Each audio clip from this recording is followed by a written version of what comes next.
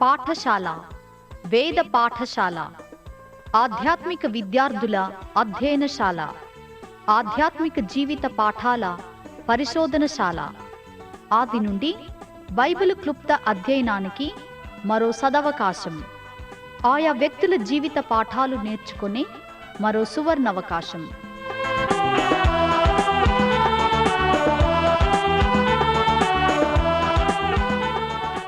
వినండి వేద పాఠశాల నూతన వర్తమానాలు.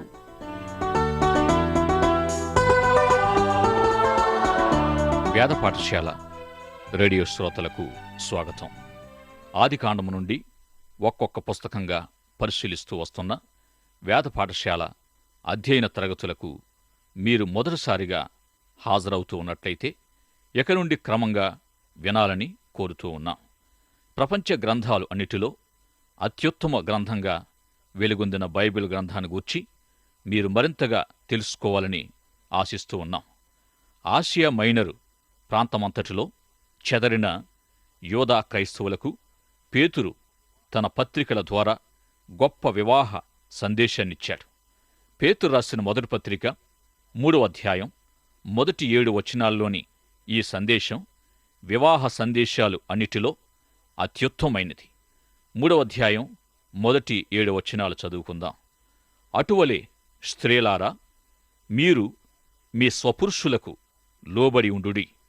అందువలన వారిలో ఎవరైనను వాక్యమునకు అవిధేయులైతే వారు భయముతో కూడిన మీ పవిత్ర ప్రవర్తన చూచి వాక్యము లేకుండానే తమ భార్యల నడవడి వలన రాబట్టబడవచ్చును.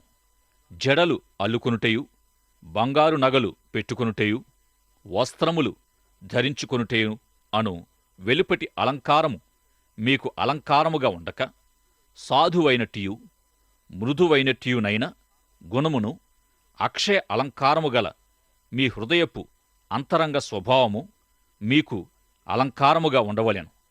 అది దేవుని దృష్టికి మిగుల విలువగలది. అటువలే పూర్వము దేవునాశ్రయించిన పరిశుద్ధ స్త్రీలను తమ స్వపురుషులకు లోబడి ఉండడం చేత తమ్మును తాము అలంకరించుకునిరి. ఆ ప్రకారము శారా అబ్రహామును యజమానుడని పిలుచుచు అతనికి లోబడి ఉండెను. మీరును యోగ్యముగా నడుచుకొనుచు ఏ భయమునకు బెదరక యున్నయడల ఆమెకు పిల్లలగుదురు. అటువలనే పురుషులారా, జీవమను కృపావరములో మీ భార్యలు మీతో పాలివారై ఉన్నారని ఎరిగి, మీ ప్రార్థనలకు అభ్యంతరము కలుగకుండునట్లు జ్ఞానము చొప్పున ఆమెతో కాపురము చేయుడి. ప్రస్తుతం వృద్ధ కాపరి అయిన పేతురు పత్రికల సందేశాన్ని వింటూ ఉన్నాం. పేతురు రోమీయులకో హెబ్రీయులకో వేదాంత పండితుడు కాడుగాని అనుదిన జీవితాలకు అవసరమైన ఆధ్యాత్మిక విషయాలను ఆచరణ యోగ్యం చేసి వ్రాశాడు. మొదటి పత్రిక 3వ అధ్యాయములో పేతురు అద్భుతమైన వివాహ ప్రసంగం చేశాడు. పెండ్లి ప్రసంగం చేశాడు. దేవునిచే కూర్చబడి ఐక్యపరచబడిన కుటుంబ జీవితానికి సంబంధించి లేఖనాల్లో ఈ భాగము ఎంతో ప్రాచుర్యం పొందింది. మీ వివాహము దేవుని దృష్టిలో వివాహమైనట్లయితే దేవుడే మిమ్మును ఐక్యపరిచాడని, జతపరిచాడని చెప్పగలరు. దేవుని దృష్టిలోని వివాహాలకు దేవుడే మూలమై ఉంటాడు. ఇట్టి కుటుంబాల వెనుకనున్న శక్తి దేవుడై ఉండగా, ఇట్టి కుటుంబాల ఉద్దేశం దేవుని మహిమయుంది. దేవునిచే వ్యవస్థీకరించబడిన కుటుంబ జీవిత వివరం కోసం మనం లేఖనాల్లోనే వెదకాలి. మన వైవాహిక జీవితాలు దేవుని వ్యవస్థను అనుసరించి లేవేమో అనే సందేహము గాని కలిగినట్లయితే, లేఖనాల్లో ఆయా చోట్ల వ్రాయబడిన వివాహ ప్రస్తావనలు అన్నిటినీ వెదకి తెలుసుకోవాలా? బైబిలంతా వెదకి తెలుసుకోవడం మంచిదే కాని, వివాహాన్ని గుర్చిన పేతురు సందేశం ఎంతో అనుభవ ఐశ్వర్యముతో నిండి ఉంది. అంటే పేతురు ఈ అంశములో ఎంతో అనుభవాన్ని సాధించినవాడై ఉన్నాడు. పేతురు ఈ భాగములో స్త్రీలను గూర్చి స్త్రీలతో, పురుషులను గూర్చి పురుషులతోనే మాట్లాడాడు. కాని అదే సమయంలో స్త్రీలకు పురుషులను గూర్చి, పురుషులకు స్త్రీలను గూర్చి కూడా వ్రాస్తూ వచ్చాడు. ఈ విధంగా న్యాయ విమర్శ దినాన్న నీవు స్త్రీవైనా లేక పురుషునివైనా మీ బాధ్యతల విషయములో లెక్క తీసుకుంటాడు. ఇందుకే పౌలైనా పేతురైనా లెక్క చెప్పవలసిన సత్యంపై ఆధారపడి స్త్రీలకు పురుషులకు వారి వ్యక్తిగత బాధ్యతల మేరకు సహాయపడగల సందేశాన్నిస్తూ వచ్చారు. కుటుంబంలోని వారి జీవితంపైనే వారు దేవుని ఎదుట నిలువబడతారు. అవిశ్వాసి అయినా లేక విశ్వాసి అయినా దేవుని వాక్యానికి లోబడని పురుషుణ్ణి పెండ్లి చేసుకున్న స్త్రీలకు ఈ 3వ అధ్యాయం మొదటి 7 వచనాల్లో కొన్ని ప్రాముఖ్యమైన సలహాలిస్తూ వచ్చాడు. ఈ వాక్య భాగములో స్త్రీ పురుషుని ఎడల విధేయత కలిగి ఉండాలని చెప్పబడింది. స్త్రీ పురుషుని పట్ల కలిగి ఉండవలసిన విధేయత విషయములో ఈనాడు క్రైస్తవ కుటుంబాల్లో పెద్ద సమస్య ఏమీ లేదుగాని, సమస్య అంతా ఎక్కడ నుండి వచ్చిందంటే పురుషుడు తన గృహములో నెరవేర్చవలసిన బాధ్యతలు నెరవేర్చలేకపోవడంతోనే సమస్య అంతా వచ్చింది. సమస్యలకు మూలమవుతుంది. క్రీస్తు సంఘాన్ని ప్రేమించి దాని కొరకు తను అర్పించుకొని ఏ విధంగా సంరక్షిస్తున్నాడో అదేవిధంగా పురుషుడు కూడా తన భార్య బిడ్డల ఎడల చెయ్యాలి. తాను ఆత్మ సంబంధిననుకొని ఏ స్త్రీ అయినా వాక్యానికి లోబడని తన భర్తకు లోబడే వరకు ఆమె ఆత్మ సంబంధి కాజాలదు. లోబడమంటున్నారు కదా అని ఏదోలా లోబడి లోపల కఠినంగా ఉండడం కాక, ఇట్టి స్త్రీలు ఎంతో తీయగా, మృదువుగా, నెమ్మదిగా, సాత్వికంగా ఉండగలిగితే దేవుని దృష్టికి ఆమె ప్రశస్తమైనదవుతుంది అని అంటూ ఉన్నాడు పేతురు. పురుషుడు అతని స్థానములో నిలువబడనప్పుడు, అతడు స్థానం తప్పినప్పుడు అతని భార్య అతని ఏ విధంగా గెలవగలుగుతుంది అంటే మౌనముతో లేక ఎదురు మాటలాడక ఉన్నప్పుడే గెలవగలుగుతుంది. ఒకవేళ కుటుంబ ప్రార్థన సమయములో అతనికిష్టమైన టెలివిజన్ కార్యక్రమం చూస్తున్నాడనుకోండి, టీవీ దగ్గర నుండి ఆయన్ను బలవంతంగా లేపి ప్రసంగం చేయమనవద్దు. అసలు ఇలాంటివి పెద్దగా పనిచేయవు. మరి ఏ విధంగా నేను అతన్ని దారిలోనికి తేగలను అనుకుంటున్నారా? ఏమీ మాటలాడక మౌనంతోని అని పేతురు చెబుతూ ఉన్నాడు. నెమ్మది, సాత్వికం, మృదుత్వం అనే సుగుణాలు దేవుని దృష్టిలో ఎంతో ప్రశస్తమైనవి. ఆత్మ సంబంధి అయిన స్త్రీ అనుసరించవలసిన విధానం ఇదే అని పేతురు చెబుతూ ఉన్నాడు. లోబడని భర్తల కొరకు స్త్రీలు పెద్దగా చేయవలసిందేమీ లేదుగాని ఆమె తన స్థానములో తాను నిలువబడాలి. ఈ విధంగా క్రైస్తవ స్త్రీ తన స్థానములో తాను నిలిచి దేవుడు కోరిన విధంగా ఉండడానికి తగిన కృప కొరకు దేవుణ్ణి కోరినట్టయితే దేవుడు తప్పక అనుగ్రహిస్తాడు. భర్తను దేవునికి అనుకూలునిగా చేసి సత్క్రైస్తవ గృహస్థ జీవితాలుగా తమ కుటుంబాలను మార్చుకోవడానికి ఇతర ప్రాపంచిక పద్ధతులు అన్నిటికంటే పేతురు సలహా సందేశాలు ఎంతగానో పనిచేస్తుంది. లోబడుట అనే మాటను పేతురు యేసుప్రభు యొక్క జీవితములో నుండి చూపించాడు.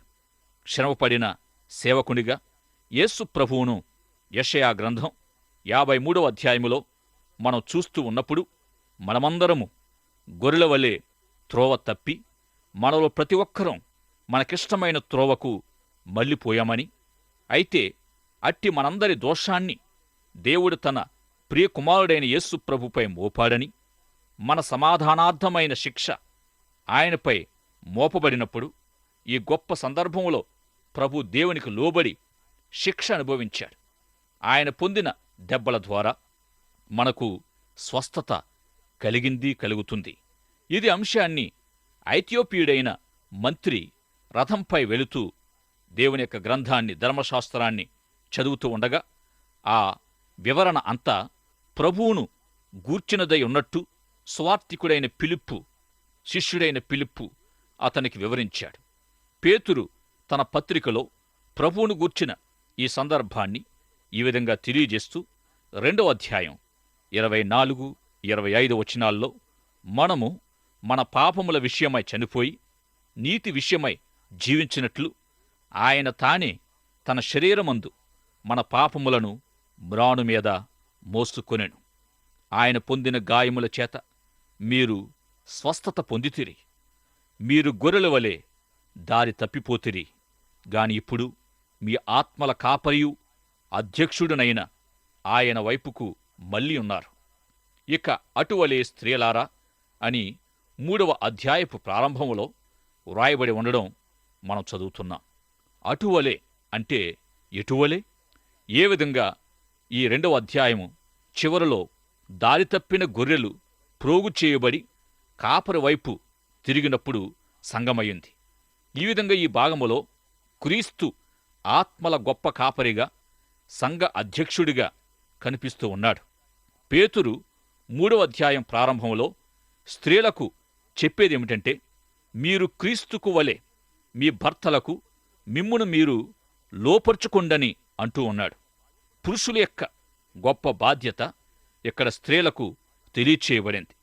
క్రీస్తు సంఘాన్ని ప్రేమించినట్టు, సంరక్షించినట్టు మీ భర్తలు మిమ్మల్ని ప్రేమించాలి.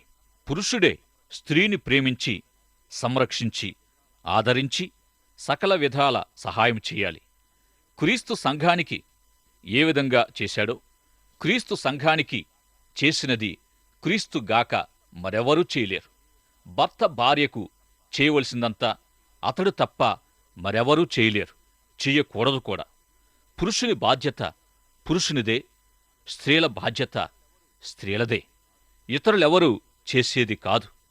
ప్రియ సోదరి, ప్రియ సహోదరుడా, మీ వైవాహిక జీవితం దేనిపై ఆధారపడి ఉంది?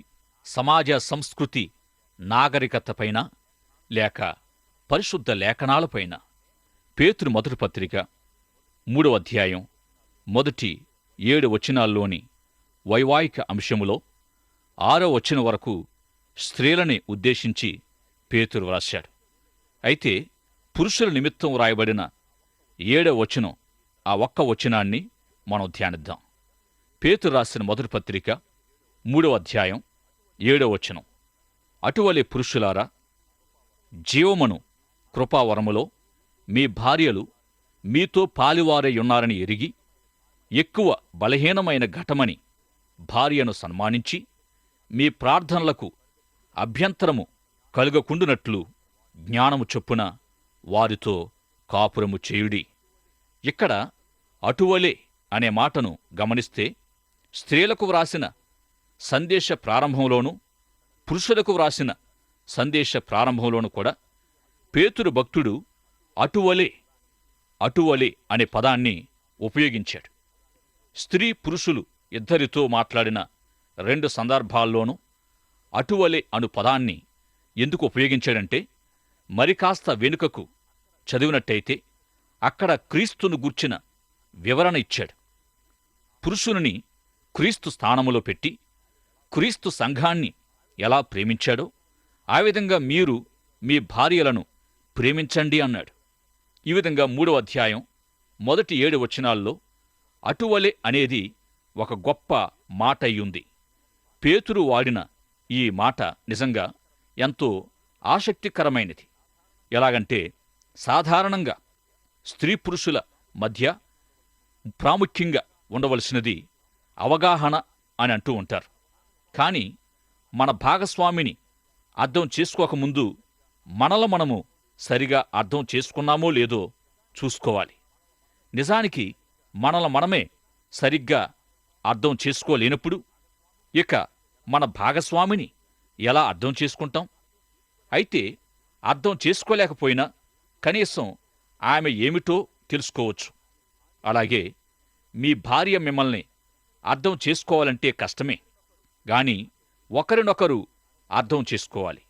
ఇందుకే పేతురు అవగాహన చొప్పున ఆమెతో కాపురము చెయ్యి అనలేదు గాని జ్ఞానము చొప్పున ఆమెతో కాపురము చెయ్యి అన్నాడు. ఆమెను అర్థం చేసుకోలేరు అని ఎందుకు ఇక్కడ చెప్పబడుతుందంటే, మీ భార్య యొక్క స్థితిగతులు, పరిస్థితులు, ఆమె గతం, ఆమె కష్ట సుఖాలు, సామాజిక స్థాయి, ఆమె ఆరోగ్య స్థితి మొదలైనవన్నీ మీరు ఒక భర్తగా అర్థం చేసుకున్నారా? అంటే అధిక శాతం లేదు అనే సమాధానం వస్తుంది. ఆయా ప్రత్యేక పరిస్థితుల్లోని ఆమె అవసరతలు తెలుసుకోగలుగుతున్నారా? సమయం ఆ సమయం అని చూడకుండా ఎలాంటి సమయంలో ఏమరిగినా తెచ్చి ఇవ్వగలుగుతున్నారా? అర్ధరాత్రిలో లేక తెల్లవారుజామున ఫలానిది మాకు కావాలి అని అడిగిందనుకోండి, తెచ్చిస్తున్నారా? అంటే అర్థం చేసుకోవడం కష్టమే. గనుక కనీసం ఆమెను గూర్చి ఎరిగి ఉండాలి.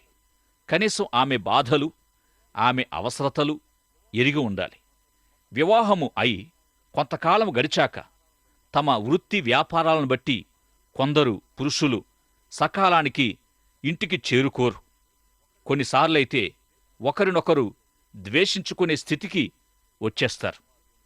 వివాహ నియమాల్లోనిది ఒకటి ఏమిటంటే, స్త్రీ పురుషులు ఒకరితో ఒకరు సమయం తప్పక గడపాలి. ఒకరి కోసం ఒకరు సమయం తప్పక వెచ్చించాలి. ఈ విధంగా పురుషుడు క్రీస్తు సంఘాన్ని ప్రేమించి సంరక్షించిన విధానములో కుటుంబానికి చెయ్యాలి. పేతురు సందేశం ఈ రోజులకు సరిపడదనే తలంపును నమ్మవద్దు. అసలు నా భర్త లాంటివాణ్ణి పేతురు ఎరిగి ఉంటే ఈ వాక్యమే వ్రాయకపోవును అందట ఆనాటి ఒక స్త్రీ. కాని సోదరీమణులారా, మీ భర్తలు ఎలాంటివారో పేతురుకు తెలియకపోయినా పరిశుద్ధాత్మదేవునికి తెలుసును గదా. గనుక దేవుని వాక్యమందలి ఆజ్ఞలు, హెచ్చరికలు ఏవైనా కాలపరిమితి లేనివయున్నాయి. నీ భర్త విషయములో పరిశుద్ధాత్మ ఏమి చెబుతున్నాడో దానికి విధేయత చూపు. అప్పుడు నీ భర్త కూడా ఇష్టపడతాడు, నిన్ను ప్రేమిస్తాడు. అదేవిధంగా తమ భార్య బిడ్డలు ఎడల అతడెలా ఉండాలో కూడా అతనికి పరిశుద్ధాత్మయే ఉపదేశిస్తాడు, బోధిస్తాడు, తెలియజేస్తాడు. ఈ సత్యాన్ని విశ్వసించవలసిందిగా ప్రేమతో నేను కోరుతూ ఉన్నాను. దేవుని వాక్యాన్ని పరిశుద్ధాత్మయే వ్రాశాడని మీరు నమ్మి ఆయన చెప్పేది మీరు అర్థం చేసుకుని విధేయత చూపి పరిశుద్ధ లేఖనాలను మీ జీవితానికి అన్వయించుకోవలసిందిగా ప్రేమతో మనవి చేస్తున్నాను. ఒకసారి అవిశ్వాసి అయిన తన భర్తకు వాక్యం చెప్పించడానికి ఒక ఆమె తన పాదిరిగారిని మరియు ఆయన భార్యను తమ ఇంటికి ఆహ్వానించిందట. ఆ సమయంలో ఆమె భర్త ఏదో టీవీ కార్యక్రమం చూస్తూ ఇంటికి వచ్చిన దైవ సేవకుణ్ణి, పాస్టర్ గారిని, ఆయన భార్యను కూడా లెక్క చేయకుండా కోపముతో ఎర్రబారిన ముఖముతో సిగరెట్టు పీలుస్తూ కూర్చుని పోయాడట. కొంతసేపు అయ్యాక ఆ పాస్టర్ గారు, ఆయన భార్య వెళ్ళిపోయారట. ఆ తరువాత ఆ దైవసేవకుడు ఆమెకు పేతురిచ్చిన వైవాహిక సందేశాన్ని ఫోన్లో జ్ఞాపకం చేశాడట. పేతురు తన సందేశములో తమ భర్తలను ప్రభువులోనికి రాబట్టే విధానాన్ని స్త్రీలకు ఉపదేశించాడు. అంతేకాని ప్రసంగికుణ్ణి పిలిచి ప్రసంగం ఇప్పించమని చెప్పలేదు. ఈ విధంగా స్త్రీలు పరిశుద్ధాత్మ ప్రేరణకు లోబడి దేవుని వాక్యాన్ని అనుసరించినప్పుడు వారి భర్తలు ఊహించలేనంత ఆశ్చర్యకరమైన విధానాల్లో మార్పు చెందుతారు. నీ భర్తను ముందుకు తోయడం, వెనుకకు గుంజడం, బోధలు చెప్పించడం మొదలగు ప్రయత్నాలన్నిటికంటే మించి పేతురు సందేశ ప్రకారం వాక్యానికి లోబడిన విశ్వాస నడవడిక ఎంతో బాగా పనిచేస్తుందని ఆ దైవ సేవకుడు ఆమెతో చెప్పాడట. ఆమె ఆ విధంగానే చేసినట్లుంది. కొన్నాళ్లకు అతడు అనగా భర్త మార్పు చెంది తన అనుభవ సాక్ష్యాన్ని స్థానిక సంఘములో పంచుకున్నాడట. తిరిగి ఆ పాదిరి గారితో మంచిగా వ్యవహరించాడట. ప్రియ సోదరి, సహోదరుడా, ఈ విధంగా కుటుంబ జీవితములో విజయము సిద్ధించాలంటే స్త్రీ పురుషులు ఇరువురు ఎవరి స్థానములో వారు నిలవాలి. పాత నిబంధన పరిశీలనలో మనము గిద్యోను వృత్తాంతాన్ని ధ్యానించాం కదా. మిద్యానీయులపై వారికి ఏ విధంగా జయం కలిగింది అంటే, మొదట గిద్యోనుతో 3200 మంది సైనికులున్నారు. అయితే వారి బాహుబలమే వారికి విజయాన్నిచ్చిందని ఇశ్రాయేలీయులు అతిశయిస్తారేమోనని దేవుడు అంతమంది బలగాన్ని అనుమతించకుండా వారిలో ఎవరు భయపడుతున్నారో, ఎవరి గుండెల్లో అధైర్యం ఉందో అట్టివారంతా తిరిగి ఇళ్లకు వెళ్ళిపోవాలని ఆజ్ఞ ఇచ్చాడు. గిద్యోను ఎంతో కష్టతరంగా ఈ విషయం వారికి చెప్పినప్పుడు 22,000 మంది వెళ్ళిపోయారు.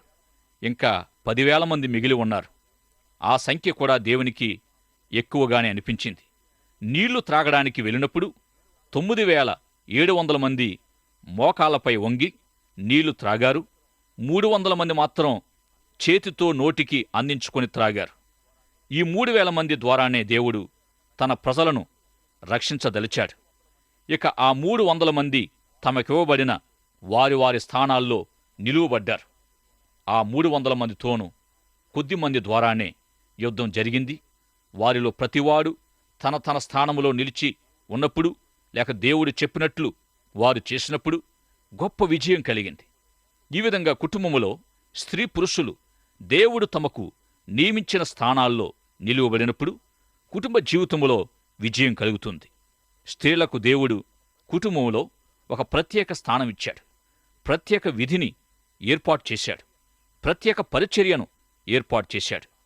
పురుషునికి ఒక స్థానాన్ని, ఒక పాత్రను, ఒక పరిచర్యను అనుగ్రహించాడు. గనుక ఎవరి స్థానములో వారు నిలవబడండని పేతురు తన గొప్ప సందేశములో మనకు తెలియజేస్తూ ఉన్నాడు. అలాగే పురుషునికి క్రీస్తు మాదిరిని, స్త్రీకి సంఘమాదిరినిచ్చాడు. తనకు క్రీస్తు వంటి వాడైన భర్తకు స్త్రీ సంఘం వలె వ్యవహరించాలి. దేవుని కృపను బట్టియే వారి వారి స్థానాల్లో నిలువబడడం, వారి బాధ్యతలు నిర్వర్తించడం జరగాలి. అప్పుడే వారి వైవాహిక సమస్యలన్నీ పరిష్కరించబడగలవు. ఎవరి స్థానములో వారు నిలిచినప్పుడే తక్కువ మందితో కూడా వారు మిద్యానీయులపై ఇశ్రాయేలీయులు విజయాన్ని సాధించినట్లే క్రైస్తవ గృహాల్లోని సమస్యలు కూడా పరిష్కరించబడతాయి. ఇంకా అవివాహితులుగా ఉన్న యవనస్తులైతే దేవుని వాక్య ప్రకారము మీ సంబంధ బాంధవ్యాల్లో దేవుని వాక్య నియమాలను పాటించండి. దేవుని యందు భయభక్తులు కలిగి జీవించండి. ప్రార్థన చేసుకుందాం. ప్రేమ కలిగిన మా ప్రియ పరలోకపు తండ్రి, ఇంతవరకు మీ పరిశుద్ధాత్మ ద్వారా పేతురు రాసిన మొదటి పత్రికలో నుండి మా శ్రోతలతో మీరు మాట్లాడినందుకు స్తోత్రాలు, స్తుతులు చెల్లిస్తున్నాం. వివాహమై దాంపత్య జీవితములో, కుటుంబ జీవితములో ముందుకు సాగుతున్న ప్రతి పురుషుడు, ప్రతి యజమాని మీ ప్రియకుమారుడైన యేసుక్రీస్తు వారిని జ్ఞాపకం చేసుకుంటూ, యేసుక్రీస్తు వారు సంఘాన్ని ఏ విధంగా ప్రేమించి సంరక్షించి కాపాడుతున్నారో అట్టి విధంగా పురుషులు ప్రవర్తించడానికి, సంఘము క్రీస్తుకు ఏ విధంగా లోబడి జీవిస్తుందో అదేవిధంగా మా శ్రోతల కుటుంబాల్లో ఉంటున్న ప్రతి స్త్రీ సంఘం వలె ప్రవర్తించడానికి, తమ తమ స్థానాల్లో వారు నిలువబడి తమ తమ బాధ్యతలు నమ్మకముగా నెరవేర్చడానికి, కుటుంబం పట్ల మీరు కలిగి ఉన్న ఆ ఉన్నతమైన ఉద్దేశమును, ప్రణాళికను ప్రతి కుటుంబము నెరవేర్చి ఈ భూమి మీద మిమ్మలను మహిమపరచడానికి, అనేకులకు మాదిరికరమైన కుటుంబాలుగా ఈ భూమి మీద జీవించడానికి సహాయము చేయమని యేసు నామములో ప్రార్థిస్తున్నాం పరమ తండ్రి. ఆమేన్.